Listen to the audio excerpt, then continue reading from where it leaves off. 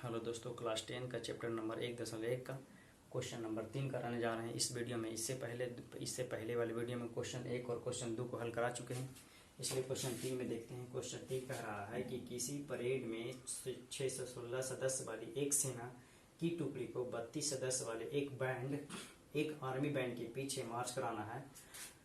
दोनों समूहों को समान संख्या वाले स्तंभों में मार्च कराना हो तो स्तंभों की अधिकतम संख्या क्या होगा, और जिसमें भी मार्च करते हैं। बोल रहा है स्तंभों की अधिकतम संख्या क्या होगा जिसमें भी मार्च करते हैं। तो यहाँ पे बोल रहा है कि स्तंभों की अधिकतम संख्या बोल रहा है, तो अधिकतम संख्या तभी निकलेगा जब हम उसका HCF निकालेंगे, क्योंकि HCF के मतलब होता है हाईएस्ट कॉमन फैक्टर और हाईएस्ट के मतलब होता है अधिकतम। तो अधिकतम तभी निकलेगा जब 616 और 32 का HCF ज्ञात करेंगे। यहाँ लिखेंगे कि स्तंभों की अधिकतम संख्या, स्तंभों की अधिकतम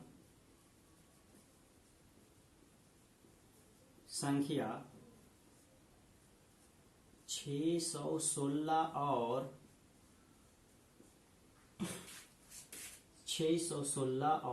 32 का HCF होगा।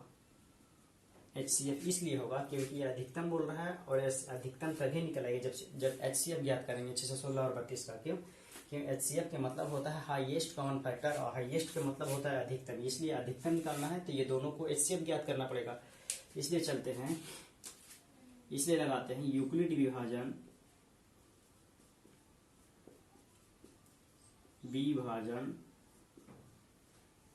एल्गोरिथम से। और आप लोगों को पहले बता चुके हैं कि यूक्लिड विभाजन एक सिद्ध किया गया कथन है। जो भाज बराबर भाजक गुना भागफल जोड़ शेषफल होता है। तो यहाँ पर ये देखते हैं कि 616 बड़ा है 32 से, इसलिए 32 से भाग देंगे 616 में। तो 616 में भाग देंगे तो एक बार लगाएंगे, तो यहाँ पर लिखेंगे 32। तो 11 में से 2 चल जाएगा तो 9 बचेगा, और 5 में से 3 घटेगा तो 2 बचेगा। यहाँ पर 29 बच गया। अब यहाँ पर 6 उतार देंगे और 9 बार लगा देंगे तो 288 आ जाएगा। जब 288 को घटाएंगे तो 8 बचेगा। यहाँ पर देखते हैं कि पहला चरण में हल करते हैं और चरण वन लिखते हैं कि पहला चरण में आया भाज बराबर, यानी इसका भाज तो था 616, तो लिखते हैं कि 616 बराबर आया भाजक गुना भागफल जोड़ शेषफल करके यूक्लिड विभाजन एल्गोरिथम द्वारा ये दोनों संख्याओं का मसा ज्ञात कर रहे हैं। इसलिए लिखेंगे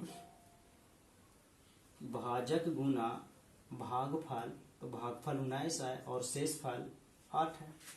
हम पहले ही बता चुके हैं कि दो संख्याओं का यूक्लिड विभाजन एल्गोरिथम द्वारा जब मसा निकाला जाता है तो यह प्रक्रिया तब तक चलता है जब तक शेषफल बराबर 0 ना आ जाए।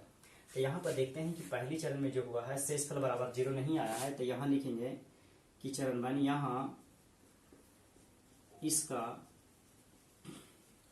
भाजक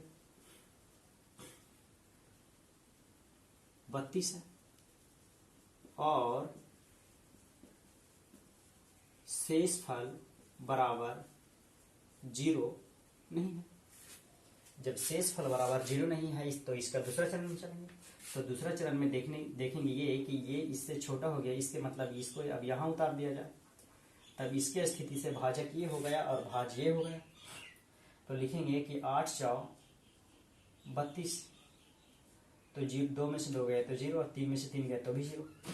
अब लिखेंगे यहाँ ये कि भाज बराबर, यानी भाज तो 32 हो गया, यानी 32 बराबर लिखेंगे 8 गुना 4 जोड़ 0।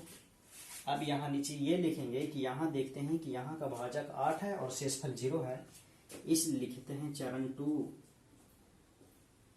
ये चरण 1 था। चरण 2 में लिखेंगे अब यहाँ इसका भाजक, इसका भाजक 8 और शेषफल 0 के बराबर है। जब शेषफल 0 आ जाता है तो HCF का प्रक्रिया बंद हो जाता है। अब लिखेंगे इसलिए HCF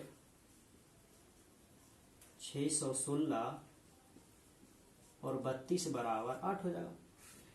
अब यहाँ पर ये देखा जाता है कि अगर आप कहेंगे कि यही क्यों भाजक को ही HCF क्यों कहा जाता है, HCF का मान भाजक का ही HCF क्यों कहा जाता है, भागफल को क्यों नहीं कहते हैं? तो इसलिए नहीं कहा जाता है क्योंकि ये जीरो जो आया, ये जो जीरो जो आया वो भाजक की वजह से आया। अगर भाजक यहाँ पे 8 नहीं होता तो ये 0 नहीं आता।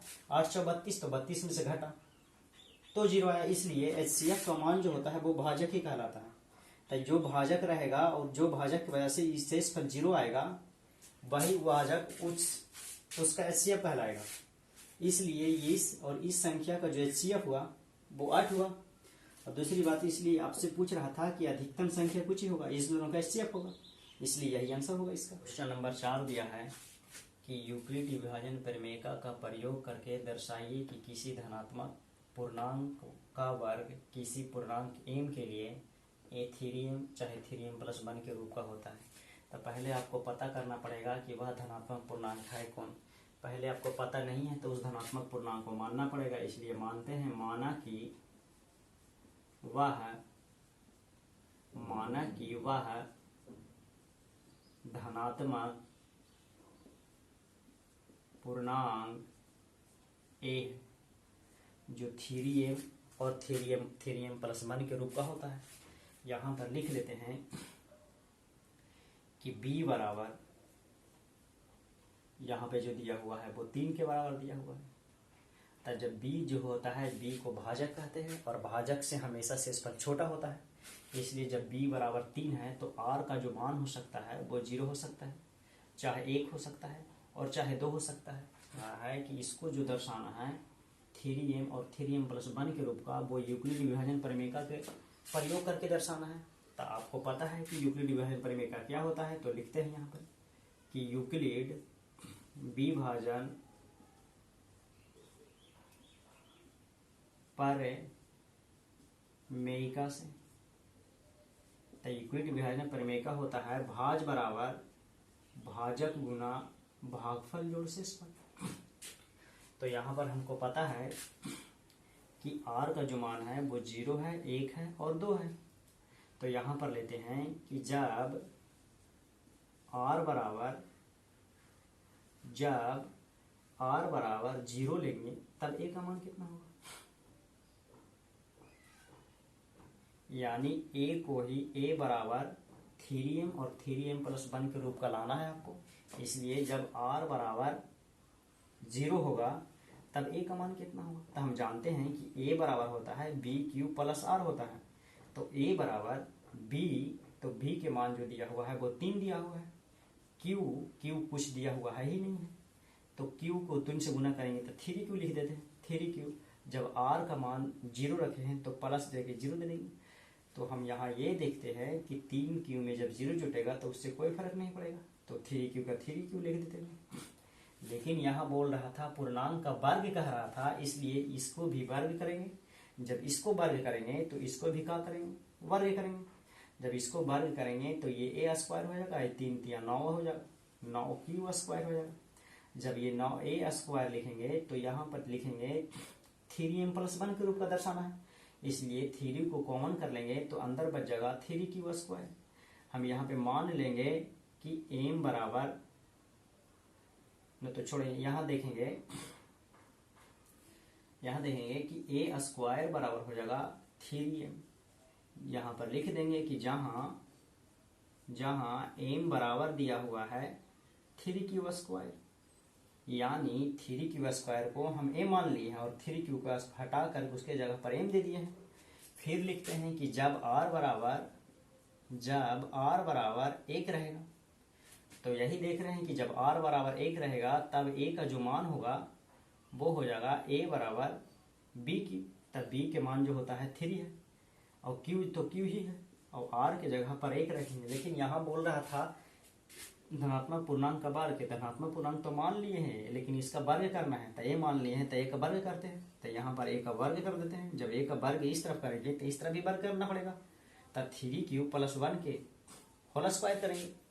जब 3 क्यूब + 1 के होल स्क्वायर करेंगे तो ये स्क्वायर हो जाएगा, ये हो जाएगा a + b के होल स्क्वायर। तो आप फॉर्मूला तो जानते हैं, a + b का होल स्क्वायर होता है a² + b² + 2ab। यहाँ पर ये देखते हैं कि 3 × 9 क्यू स्क्वायर हो जाएगा +1 हो जाएगा +3 दूनी 6 क्यू हो जाएगा। तो यहाँ पर ये आगे की प्रक्रिया में ये करेंगे कि 9 क्यू स्क्वायर और क्यू को इधर टर्न के लेकर आएंगे और 1 को प्लस बाहर कर देंगे। यहाँ पर ये देखना है कि हमको लाना है 3m + 1 के रूप का, इसलिए 3 को यहाँ से कॉमन कर लेंगे। जब 3 को यहाँ से कॉमन कर लेंगे तो 3 + 2 बच जाएगा और +1 बच जाएगा। इसलिए लिखेंगे कि a² बराबर लिखेंगे 3m + 1 लिख देंगे और फिर यहाँ पर लिख देंगे जहाँ m बराबर जो है 3 + 2। तो यही तो लाना था कि कोई भी धनात्मक पूर्णांक का वर्ग 3m और 3m + 1 के रूप का होता है क्या। तो लिख देंगे यहाँ धनात्मक पूर्णांक a बराबर 3m और 3m + 1 के रूप का है।